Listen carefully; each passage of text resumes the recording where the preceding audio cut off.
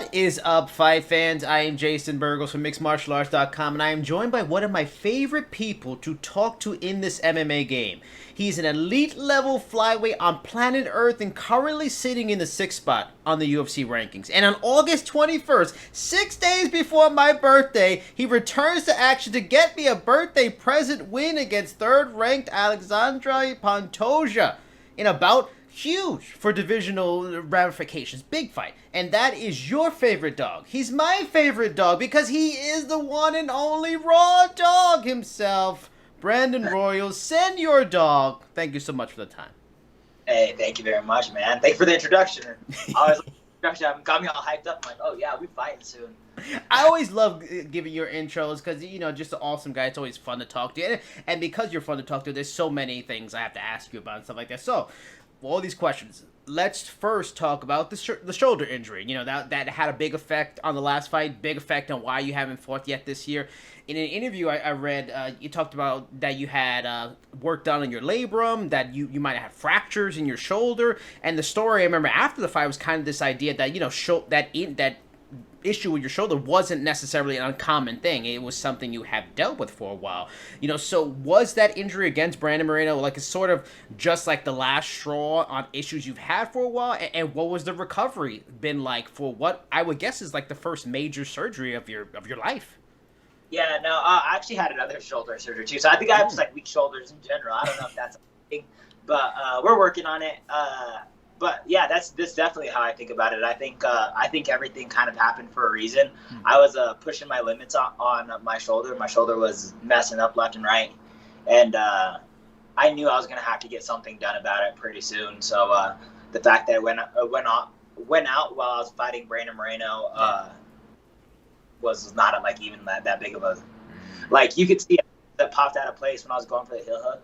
Like I immediately go pop it back into place. I'm playing with my shoulder, I'm arm, and I go right back into that like doctor mode for a quick second before the ref calls the fight. And it's because I know how to do that and I could get that done. And like I knew that might be an obstacle that I had to deal with in that fight, and I was just trying to get past it. Is that just kind of like the difficulty of being a fighter on the way up with how much fighters get paid, even on the lower level of UFC? Like, suffice to say, you just really couldn't maybe afford to do such a major surgery, so you had to kind of fight, make a bunch of money, become a UFC fighter, and maybe get to the point where their insurance will pay for you to get that kind of surgery. Well, I mean, yeah, in a sense, I think that there's a lot of fighters that go through that. But for me, it's like when I got into the UFC, injured my shoulder somewhere in the line of like after that Alia fight, and then it's like it keeps getting worse, and then it's like, well, now it's like I'm catching momentum. Yeah, I have a fight scheduled, and it's like, okay, how far can I push this? It's like I know I could win this Kai Kara France fight, and it's like, okay, well, let's go get this fight done and then see where we're at there. And then next thing you know, I'm beat Kai Kara France. Alex Perez gets a title shot, and Brandon Moreno has a vacancy, and that's the number one contendership. And it's like, Can I catch fire right here? Are we good enough to go get this done right now? And it's like, can I get this done without a training camp? And it's like, I believed in myself that I could get it done on one shoulder. So I went out there, and that's what I did, man. I went out there with one shoulder, knowing the possibilities, knowing the risks, but still believing in myself 100% that I was gonna get that job done. And I still believe to this day I'd get that job done if I had if the referee didn't call that fight and I could pop my shoulder back into place. I still think I win that fight. In total, from that fight to the fight coming up, it'll be like around 9 months away. In that time, you did the surgery, your recovery, rehab, a fight camp for a really big fight. Was that kind of like always the timetable expectation? Oh, you can fight again in 9 months? Or are you kind of ahead of schedule with your everything? I'm actually way ahead of schedule on everything. Yeah, so it was kind of one of those things that it's like I got surgery, and I didn't really ask too many questions right off the bat, and just kind of got to work right away with stuff. So by the time I kept seeing the doctor, he's like, damn, you're like way ahead of progress.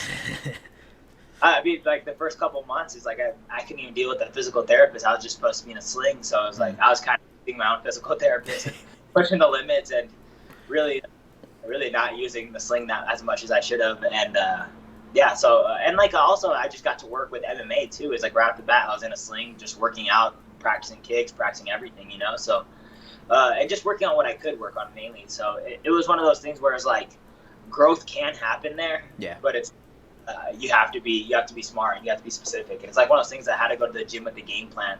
Otherwise, I'm gonna go out there and do nothing. You know, I'm gonna go waste a whole hour on just doing a bunch of bullshit instead of actually something productive. Yeah. So, yeah, man, I don't know. Yeah. And that's interesting that you bring that up. I can't say I'm shocked that you jump right into recovery, maybe even earlier than they wanted. But I remember talking to Dean Thomas like a few years back, and he talked about when he was working with Tyron Woodley. Tyron had shoulder surgery. He ended up having surgery on both. But when he had surgery on one, he ended up using his other hand, and his development with his striking on his other arm got better because you jumped right back into training. Couldn't use this arm, this limb. Were there kind of those positive, those benefits? Did certain things, like you said, you were doing kicks, did things improve on a certain level because you were forced to not use an arm? Yeah, absolutely. And it's one of those things too. It's like if you don't grow somewhere else after all that, then like what's the point of the surgery? You know what I'm saying? If I couldn't grow there, I wasted 6 months of my 6 months of my time. Sorry, I messed up the camera. But I blow 6 months of my time. It's like, yeah. So the first surgery I had, I'm a righty. I was supposed to fight righty. I'm an orthodox fighter, but the first surgery I had, it forced me into a southpaw position because I like dabbing a lot. I like staying active with the lead hand, so it gave me kind of that weird opportunity to go back to righty and work a bunch of stuff. But it was one of those things that like I was sparring and like practicing in a sling right off the bat, so it was like I got really good at fighting with one hand. So it was pretty. Yeah, that's like I was talking to my training partners, and I was like, yeah, man, it was like a lot of progression because like 3 months ago I was sparring everybody with one hand, but they were like, it wasn't really much of a difference. You made a quick adjustment to it, and I did. I was doing really good with one hand. It was kind of crazy. So you were the proverbial one-armed man in an ass-kicking contest, and you were somehow winning. How's that possible? I wouldn't say I was winning. Right? I'm not trying to do that, but they might call it the raw dog shell because I was fighting in this, bro. So I was like this the whole entire time with MMA. So they might switch to the raw dog or mile high shell or whatever you guys want to call it. All right, fair enough. Now, the result of the Moreno fight is just not, it wasn't what fans want. A lot of people were excited about that fight, because of the shoulder. It affected how that fight went. When you see his success and how he got that fight with Figueiredo, got the rematch from it, claimed champion, does it bother on a level at all? Like shit, maybe that could have been me if my damn shoulder, didn't pop out of socket. Is it frustrating, or because he's such a cool dude, he worked his ass off to get there, it doesn't have that kind of like negative, vibe on it afterwards? Yeah, it's one of those things for me. It's like I wish nothing but success, and like for anything or more than anything, it's just like that's motivation, man. That was like right off the bat. Is like as soon as I saw him go out there to even have a draw with Figgy, I was like, okay, that's great news right there. Yeah. And then another thing that it does too well is like I really do believe that this is like somehow like in the I don't know, just it was all meant for me to come around full circle because like I need that surgery. Brandon Moreno goes out, gets a draw against Figgy right after me and him fight, holds up the division for 6 months. By the time they get a rematch, I'm already back to practicing and stuff. So they get a rematch. Moreno wins a champion, which is great because like what a great kid, man. What a great person. You don't want to see anything but great things happen to someone like that. And then on top of that, like for me being a Mexican fighter, it's like I want to see like a champion born from straight Mexico. And that was one of those things too. Is like right after the fight was done, I walked up to Moreno and I was like, "Go be the first fucking Mexican champion, pure Mexican champion," And it's like I think all that was meant to happen. Moreno didn't have the biggest fight in the flyweight division possible, right? Because they went the greatest fight ever, and like one of the greatest fights in the flyweight division ever. And that boosts a bunch of revenue, a bunch of eyes on the flyweight division. Then Moreno fights him again, and then he becomes a huge star in the process of that. And it's just like that's all great news. Askarov gets injured. Now this becomes a title eliminator fight in my eyes. At least that's what I believe. Is this becomes a title eliminator fight, and then it's just like now I get to go out there and beat a star, and now I gain all this stuff, And if I go out there and spark Pantoja, or go out there and put on a performance of a lifetime against Pantoja, which I'm going to, there's no reason that I don't get that next title shot. And it's like there's like if they have any doubt in their mind right now, it's like I'm gonna give them no doubt that day, bro, because I need to go throw down. I need that spot, and I'm gonna go take over that division, man. And it's like it all just seems meant to be to me. And and I'm glad you brought that up because I was planning to ask you if you felt this is a title opportunity because if really you have a great case if you beat him, the guy's number 3. There's a chance they could do the trilogy fight, but I think the only thing holding you up and blocking you would be Askarov. But if Askarov gets rebooked with Perez, if he loses, it just makes too much sense to do Brandon Royval and Brandon Moreno too. It's too obvious. It does, knowing that though, because I agree with you 1,000%. This, if you beat him, it makes too much sense. You should get a probably title shot. Does it add more pressure, or are you of the school of thought it just adds more excitement to this camp? It does nothing different to me. I think in my eyes and like how I think of things is like Pantoja, besides myself, is the most dangerous person in the division. Everything he does is meant to go finish, is meant to go end the fight, and everything he does is to go put an end to you. And he doesn't throw any light jabs. He doesn't throw any filler punches. 100% commitment. His whole entire ground game is built up just to hold, to submit you. He's not trying to hold you down. He's not trying to do any of that stuff. He's trying to get you out of there as soon as possible. So I think right now is like that pressure's not on me. I think I'm fighting the better fighter right now. I think Pantoja, who already has 2 wins over Moreno, is a harder matchup than Moreno is to me. And I also just think that he's a more dangerous fighter too. Like I think the fighter that gets me more out of bed is Pantoja. Man, is like this guy's swinging bricks and he's trying to submit me, and it's like I don't see that finishing power in anybody else really besides him or Garbrandt, And that's interesting. And I don't see on the ground either. So it's like I think besides myself, he's the second most dangerous person in the division. Interesting, and that's it. And I was planning to ask that too. So you answer the question. I was going to ask, where would you put him? Because you fought just all ranked guys. So where would you put him, including having fought the champion? But you nailed it. He beat the champion twice. So it's just one of those things too. It's like, how do you think of the like how do you think of this sport, or how do you think of this as a sport or as a fight game? It's like, I've never thought of myself as a competitor, I've never thought I'm going to go out there and compete. I go out there and I got to go finish. I'm a fighter. I go out there and I want to finish everybody. And there's a statistic that proves that. I think I have like a 92% finish rate or something crazy. It's like, I've only not finished one fight in my career. And it's like, the same thing Pantoja. He's going for finishes the whole entire time. So it's like, how do you want to base the judgment of this? It's like, are they winning decisions? Askarov's the least scary person in the division if you want to go do that. I know, but he's like, who has he finished, man? Yeah. Like, nobody. Like, that's not a scary fighter. That's not even a fighter. That's a competitor. It's like, he does a good job at what he does, but it's like I'm not afraid to fight that guy. I'll fight that guy tomorrow, It's like, what's the worst that's going to happen? It's like, he's going to end up more fucked up from that fight than me. I guarantee that shit, win or lose. So it's like, I don't think of that as like a real fighter. I think this Pantoja is like the real fighter right there, and I think he's the most dangerous person in there. And there's other people like that in the division, but I think Pantoja is the most dangerous in there. And that's interesting also that, saying he's most dangerous, because I feel like from, again, my amateur eye and just watch fight, like this matchup is like, it's a tailor-made kind of fight for you, and that he likes to go in there, he likes to put hands and get in there, mix it up and go for finishes, and I feel like that really goes well to your style. Like, he purposefully will get into the wheelhouse you have that's very dangerous. When this fight was offered, was it like salivating of excitement, or like you mentioned, he's the most dangerous guy in the division? Was it like, damn, this is the toughest yet? Like, was there kind of that a different take on it, instead of maybe excitement, like serious, like this is a tough fight? I know. It's a little bit of both too, because it's like one of those. I know I watch his fights religiously, and it's like I know exactly what he's gonna bring.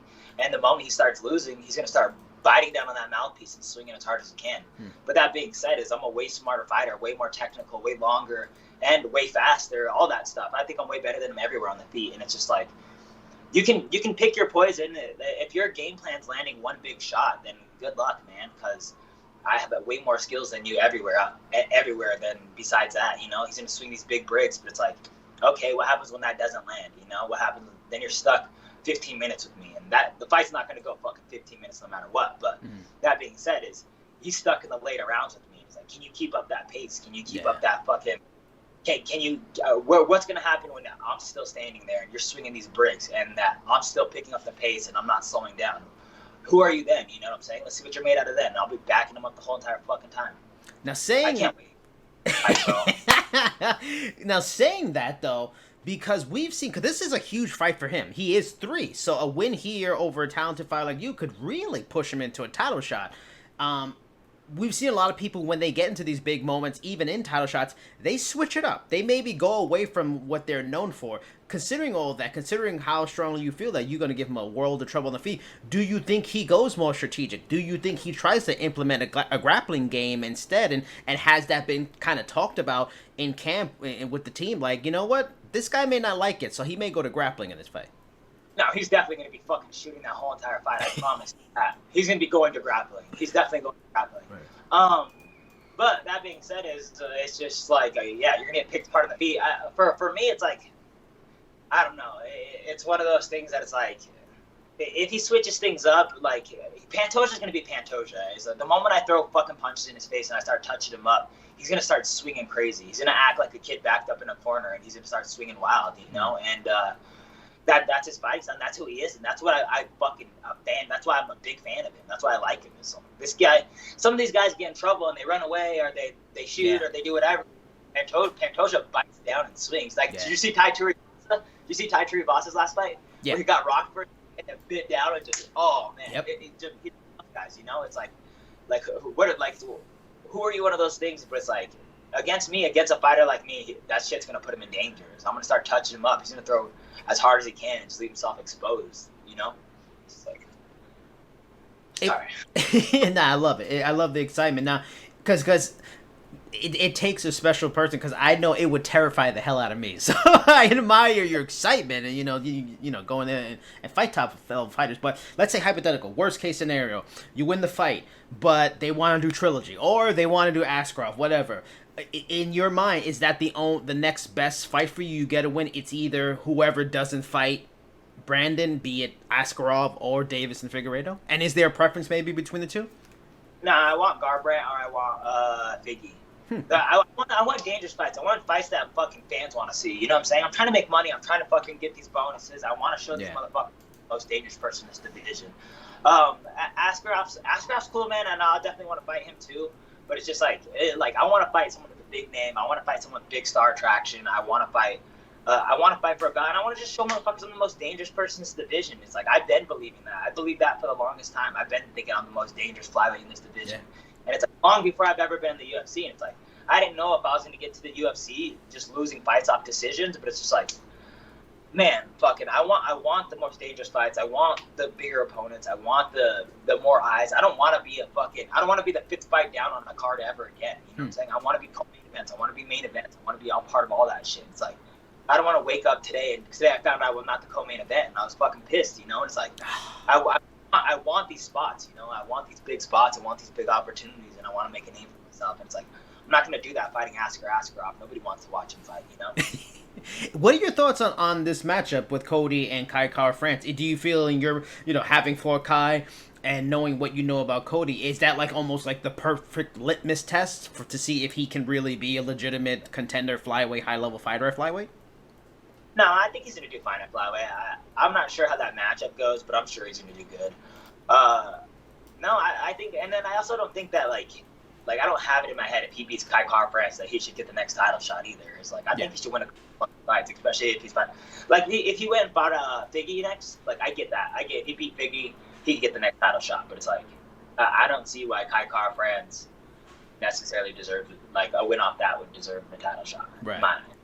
Now, I've always wondered about this when it comes to successful UFC fighters in their 20s. They have the newfound fame on TV, get exposed to millions of new people, especially millions of new ladies. So, inquiring minds must know, Raw Dog, has being a star in the UFC changed the level of interest from the ladies? And do you introduce yourself as Brandon Raw Dog Royval and hit him with a wink? Never, man, never. I mean, I feel like one thing about being in the UFC, or one thing, the more and more recognition you get. I mean, like I'm not a big star in the UFC by no means, but the more recognition you get in the UFC is just like the more middle-aged guys want to talk to you. The more I walk down the street, and some dude just like, "Hey, yo, Raw Dog," and some dude like throwing out, and it's like it's more of that than anything. Wow. I don't think too many girls watch the UFC, and if not, they're not a Raw Dog fan. So you have confirmed. I knew it. I always knew this, but the UFC MMA fan base is a sausage party. I knew it. For sure, the sausage party.